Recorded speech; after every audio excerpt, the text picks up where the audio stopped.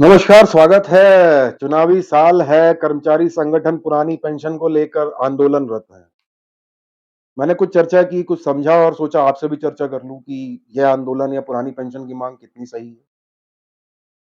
आजकल लगभग पूरे देश में ओल्ड पेंशन यानी पुरानी पेंशन की मांग को लेकर विभिन्न कर्मचारी संगठन लामबंद है। वहीं जो कांग्रेस शासित प्रदेश हैं, उनकी राज्य सरकार ने पुरानी पेंशन की व्यवस्था लागू करके गेंद केंद्र सरकार के पाले में डाल दी है। जी हाँ, क्योंकि केंद्र सरकार से अनुमति चाहिए। इसी क्रम में मध्य प्रदेश में भी कर्मचारी संगठन मुखर होकर पुरानी पेंशन लागू करने की मांग कर रहे हैं। मैंने कुछ लोगों से बात की कि ठीक है, मांग है, कर्मचारी संगठन कर सकते हैं, पर यह कितना सही, कितना गलत मैं नहीं जानता। थोड़ा-सा समझने का प्रयास किया। कर्मचारी संगठन से जुड़े कुछ नेताओं का तर्क है कि सरकार फ्री में बहुत कुछ बांट रही है, रेवड़ियां, जिसकी ज्यादा जरूरत नहीं है। बहरहाल, तो उन्हीं नेताओं का कहना है तो फिर सरकार पुरानी पेंशन को क्यों लागू नहीं करती? जब रेवड़ियां बांटने के लिए पैसा है तो पुरानी पेंशन क्यों नहीं? उनका तर्क है कि सरकारी कर्मचारियों को रिटायरमेंट के बाद वृद्धावस्था में यह पेंशन जीविकोपार्जन यानी उनके खर्चे के लिए बहुत बड़ी सहायक साबित होती है। बिल्कुल सही बात है, बुढ़ापे में पेंशन मिल रही है तो सुकून है। खैर, कर्मचारियों के अपने-अपने दावे हैं और सरकार का भी अपना-अपना तर्क है। सरकार का कहना है यदि पुरानी पेंशन केंद्र सरकार का लागू कर दी तो देश दिवालिया हो जाएगा। बहरहाल, आंकड़ों में बाद में जाएंगे। पर मेरा एक मानना है कि पुरानी पेंशन स्कीम में जितनी पेंशन कर्मचारियों को दी जाती है, शायद वह जरूरत से ज्यादा है। आप भी चौंक जाएंगे, मैं कर्मचारी विरोधी बात नहीं कर रहा, ये मैं अपना अनुभव बता रहा हूं। इस पेंशन का उपभोग इन कर्मचारियों के बच्चे या परिवार वाले ही करते हैं। क्यों? क्योंकि वृद्धावस्था में आपके खर्चे बहुत सीमित हो जाते हैं, घर आप ले चुके होते हैं, तो आपका खर्चा क्या है? बिजली, पानी, खाना और डॉक्टर, थोड़ा बहुत घूमना फिरना। अपने लेवल के हिसाब से आप डिसाइड करेंगे कितना जरूरत है। पर एक मैं बात बता देता हूं उदाहरण के लिए। एक किसी कर्मचारी को रिटायरमेंट के बाद यदि मान लीजिए 50-60 हजार रुपए के आसपास पेंशन मिलती है, उसकी वृद्धावस्था में उसकी आवश्यकता के अनुसार खाना पीना, बिजली और ये सब अगर एक औसत मान लें तो 20 से 25 हजार रुपए ही उसके लिए पर्याप्त होते हैं। मैं लग्जरी की बात नहीं कर रहा हूं, बेसिक नीड्स की बात कर रहा हूं। अब यदि भोग विलास की वस्तुओं में खर्च न किया जाए तो 25 हजार रुपए बहुत है। वहीं जब उम्र 70 के पार होती है तब रिटायर्ड कर्मचारी ज्यादा कहीं आने जाने की स्थिति में नहीं रहते। आपके घर में भी होंगे जो बुजुर्ग हैं, 70 के बाद कितना घूमते हैं? ज्यादातर को तो बीमारियां और बहुत सारी समस्याएं रहती हैं। इस परिस्थिति में पेंशन उनके खाते में जुड़ती जाती है। ऐसा है, उदाहरण है, मैंने देखा है। ये मैं अपना अनुभव बता रहा हूं। जब ये पेंशन जुड़ती जाती है तो इस पैसे का उपयोग उनके बच्चे या परिवार वाले ही करते हैं। हकीकत है। तो क्या पेंशन परिवार को दी जा रही है, उस व्यक्ति को दी जा रही है? सवाल है। कई मामलों में पेंशन खातों के एटीएम रिटायर्ड कर्मचारी के बच्चे या नाती पोतों के पास होते हैं। आपके आसपास झांकिएगा, ऐसे बहुत से उदाहरण मिलेंगे कि किसी के बब्बा के पेंशन का, दादाजी के पेंशन का एटीएम पोते के पास है, नाती के पास है, नाना जी का। ऐसा होता है। मतलब कि जितनी पेंशन मिलती है उसका अधिकतम 50% ही कर्मचारी अपने ऊपर खर्च कर पाता है।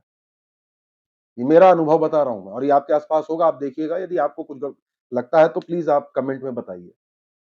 कई मामलों में तो इससे भी कम है, 50% से भी कम है।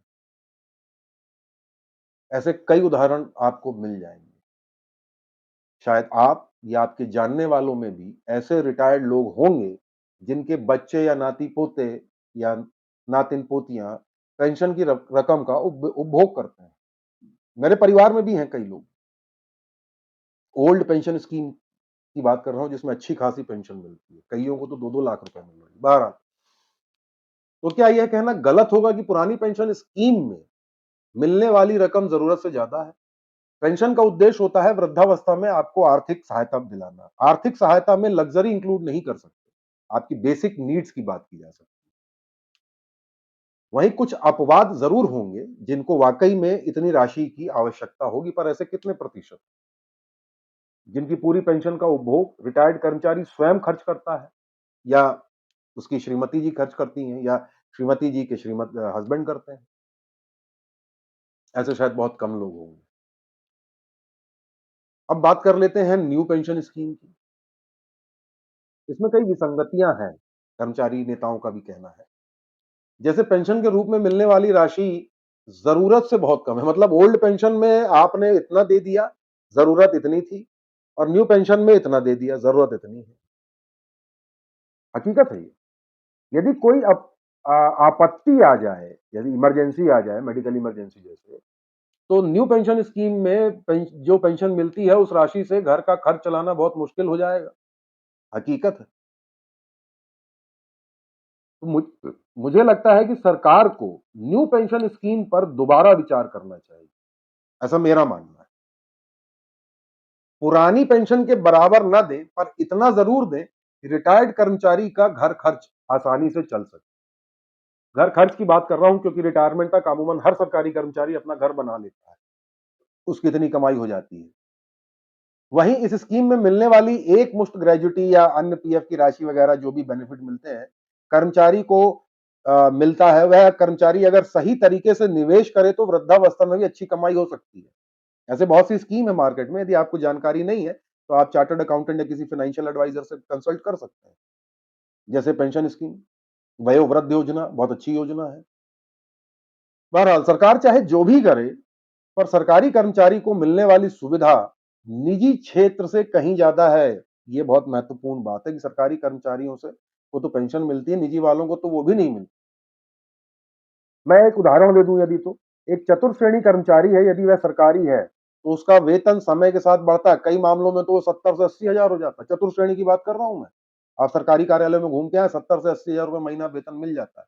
काम कितना करता है मैं उस पर टिप्पणी नहीं कर रहा। बहरहाल वहीं निजी क्षेत्र में चतुर्थ श्रेणी कर्मचारी की आज की डेट में तनख्वाह 8 से 15 हजार के आसपास ही होती है मार्केट में। कागजों में कुछ भी हो, हकीकत यही है। बहुत अनुभवी हुआ तो 20-22 हजार, इसके ऊपर नहीं जाता। और तो और निजी क्षेत्र में मेडिकल जैसी ना तो कोई सुविधा मिलती है और ना ही किसी प्रकार का कोई अन्य लाभ, यदि कोई समस्या है तो वो मिलता है। तो सरकार से अनुरोध है, यदि दूर करना ही है तो इन विसंगतियों को दूर करना चाहिए। पुरानी पेंशन जरूरत इतनी है तो पुरानी पेंशन इतना मिल रहा है, और नई पेंशन में इतना कर दिया। इसके बीच का रास्ता निकालिए। सरकार यदि ये कर ले तो शायद कर्मचारी भी खुश हो जाएंगे। और वयोवृद्ध योजना जैसी कुछ स्कीम्स लाइए, और जो निजी क्षेत्र में काम करने वाले कर्मचारी हैं उनको भी पेंशन का लाभ मिल सके, ऐसा कोई नियम बनाइए। चुनावी वर्ष है, कर्मचारी संगठन जोर दे के आंदोलन कर रहे हैं, प्रदर्शन कर रहे हैं। जैसे जैसे चुनाव नजदीक आएगा इनके प्रदर्शन बढ़ते जाएंगे। ये वही कर्मचारी संगठन है जो लगभग 3-4 साल सोते मिलेंगे। सोते मतलब ये नहीं कि बिल्कुल सो जाएंगे, पर उनके आंदोलन का प्रारूप हल्का फुल्का होगा, एक आध ज्ञापन होंगे, एक आध बार धरना वगैरह होगा। पर ज्यादातर जो प्रदर्शन या अपनी मांगों के लिए दबाव बनाते हैं, वह चुनावी वर्ष में बनाते हैं। जो मेरा अनुभव था मैंने आपसे साझा किया। पुरानी पेंशन स्कीम और नई पेंशन स्कीम में अंतर जो मैं समझ पाया, जो मेरी समझ है और व्यक्तिगत अनुभव की बात कर रहा हूं, वह मैंने बताई। और सरकार से इतना ही अनुरोध कर सकते हैं कि इन विसंगतियों को दूर किया जाए, और वयोवृद्ध योजना जैसी योजनाओं का थोड़ा ढंग से प्रचार प्रसार किया जाए, जिससे एक कर्मचारी को एक निश्चित आय ताउम्र मिल सके। क्योंकि हर कर्मचारी मार्केट से इन्वेस्टमेंट पोर्टफोलियो बना ले मार्केट में, इतना ज्ञानी नहीं होता। ज्यादातर मामलों में कई बुजुर्ग कर्मचारियों जो अब रिटायर हो रहे हैं, आप उनसे पूछेंगे तो वह ढंग से स्मार्टफोन नहीं चला पाते और लैपटॉप भी ढंग से नहीं चला पाते या कंप्यूटर। तो मार्केट में एसआईपी, म्यूचुअल फंड्स, इनका इन्वेस्टमेंट का बहुत आइडिया नहीं होता। फाइनेंशियल एडवाइजर से जरूर एडवाइस ले सकते हैं, पर हर कर्मचारी वहां नहीं जा पाता।